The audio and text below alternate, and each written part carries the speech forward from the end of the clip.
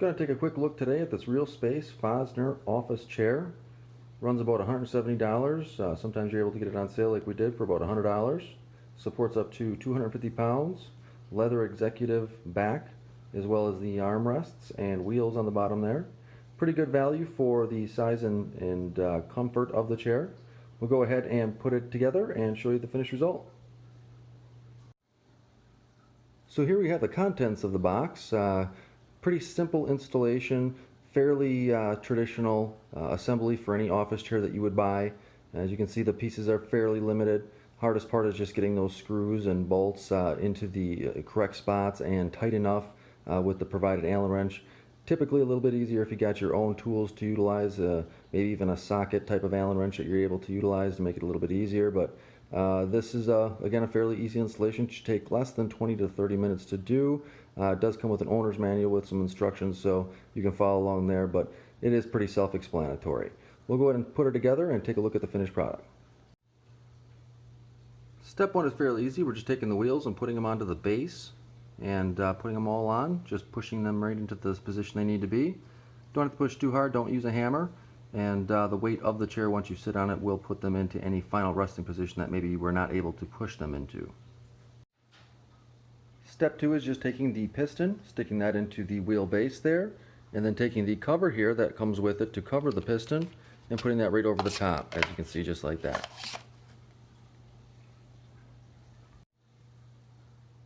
Now we're going to install the piston mounting bracket on the bottom of the cushion, using the adjustment bracket, flipping over the seat, identifying the front, which is clearly labeled here as you can see, and we're going to put the tension knob here towards the front.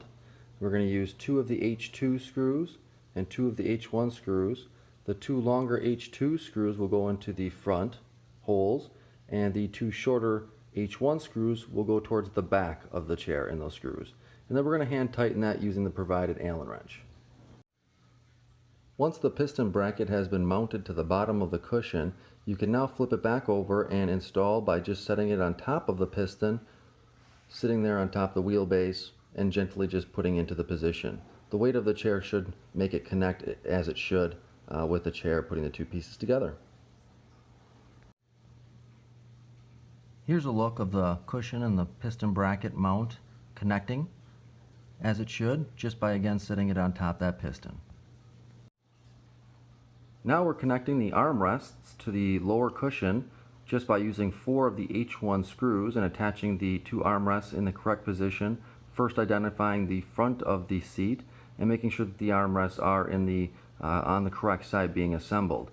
These screws do have Loctite on them, so you want to be sure that you have it right the first time, as removing it will be much more difficult than it should have to be, as well as you'll be removing or damaging the Loctite that's needed in order to secure these for long-term use.